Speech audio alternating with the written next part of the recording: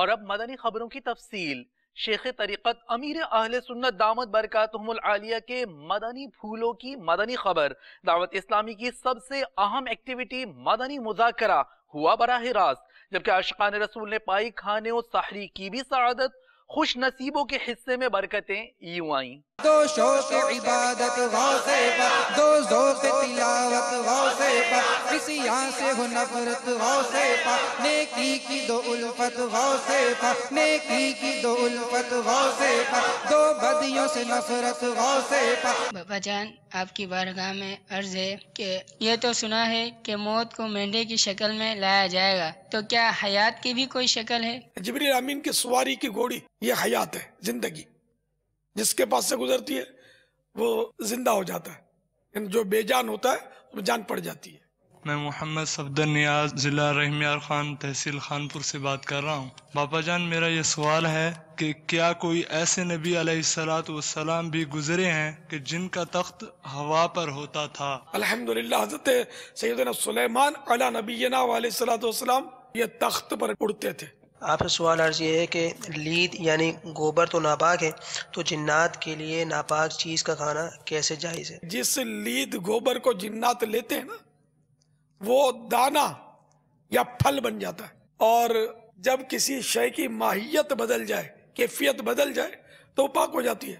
پیارے بابا جان، میرا سوال یہ ہے کہ روح قبض کرنے والے فرشتے کتنے ہیں؟ ان کا جواب ارشاد فرمائیے۔ روح قبض کرنے والے فرشتے 4 ہیں۔ ملک الموت جو ہے نا، یہ انسانوں کی روح قبض کرتے ہیں، جن کا نام ہے عزرائیل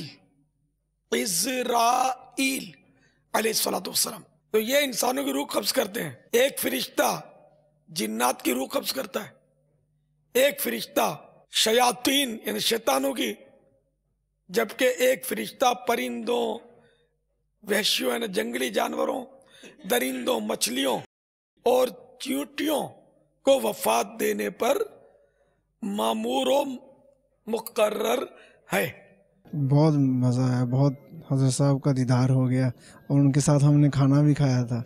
آج کا مذاکرہ بہت اچھا لگا، ویسے تو ہر مذاکرہ ایسے بہت اچھا لگا ماشاءاللہ سے۔ ایسے مدنی مذاکرے ربی نور شریف اور 11ویں شریف نہیں بلکہ ماہ رجب میں بھی ہونا چاہیے، اور اللہ تبارک و تعالیٰ سے دعا ہے کہ اللہ تبارک و تعالیٰ امیر اہل سنت کو دین 11ویں رات 12ویں ترقی دے، ان کو عمری خضری عطا فرمائے، اور ان کی برکتیں تمام عاشقان رسول کو موصول فرمائے۔ باپا کی مہربانی ہے، باپا نے بلا لیا کراچی میں، الحمدللہ، اللہ کا شکر۔ اترے سنت بانٹتا ہے اے میرے عطار تو، اترے سنت بانٹتا ہے اے میرے عطار تو، اترے سنت بانٹتا ہے اے میرے عطار تو، ساری دنیا کے کناروں سے چکا ہے عاشقوں کا قافلہ سالار تو، بن چکا ہے عاشقوں کا قافلہ سالار تو، اہل سنت کے صاحب شاہکار تو، اتنے سنت بانٹتا ہے اے میرے عطار تو، سنت بانٹتا ہے اے میرے عطار تو، اتنے سنت بانٹتا ہے اے میرے عطار تو، تو جہاں کے عاشقوں کی دل کی دھڑکن بن گیا، تو جہاں کے عاشقوں کے دل کی دھڑکن بن گیا،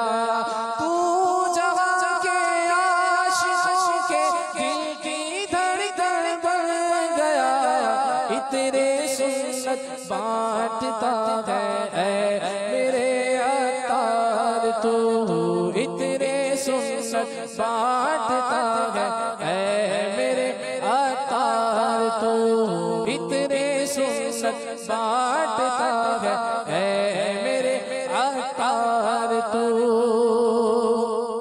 جامعۃ المدینہ کے طلباء کس طرح اپنے آپ کو مدنی کاموں میں لگائیں اور نگرانوں کو کس طرح سپرد کریں، اور کون سا وقت ہو مدنی کام کے لیے؟ جامعۃ المدینہ کے طلباء کوئی الگ مخلوق نہیں ہے، اور جتنا ان کے پاس وقت اور جتنے مواقع ان کے پاس ہوتے ہیں نا کام کرنے کے، اتنے عام جو عیسائی بھائی ہوتے ہیں نا شاید ان کے پاس نہ ہو اگر یہ کرنے والے بنے تو۔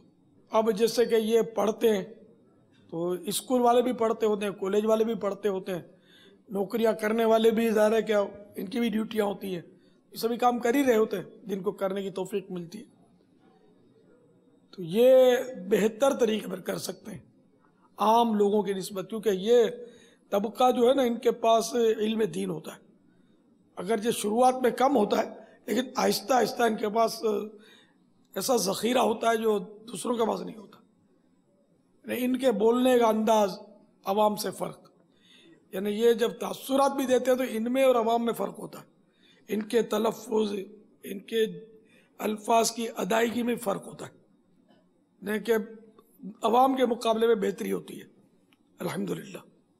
تو یہ کام زیادہ کر سکتے ہیں، یہ اپنے فارغ اوقات میں بہترین کام کر سکتے ہیں، علاقائی دورہ برائے نیکی کی دعوت ان کے لیے کوئی زیادہ مشکل نہیں ہے، مدرسہ المدینہ بالغان یہ عوام کے مقابلے میں بہت اچھا پڑھا سکتے ہیں کرنے والے بنے تو۔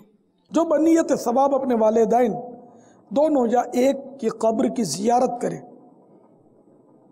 حج مقبول کے برابر ثواب پائے، اور جو بکثرت ان کی قبر کی زیارت کرتا ہو فرشتے اس کی قبر کی زیارت کو آئیں، یعنی یہ زیارت کرنے والا، قبر پر حاضری دینے والا جو اپنے ماں باپ کی قبر پر حاضری دیتا ہے بکثرت، جب یہ مرے گا فرشتے اس کی قبر پر آئیں گے۔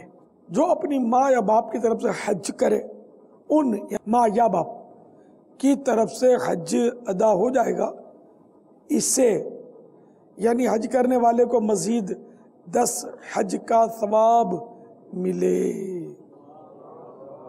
سبحان اللہ، جب کبھی نفل حج کی سعادت حاصل ہو تو فوت شدہ ماں یا باپ کی نیت کر لیجئے تاکہ ان کو بھی حج کا ثواب ملے، آپ کا بھی حج ہو جائے، بلکہ مزید 10 حج کا ثواب ہاتھ آئے۔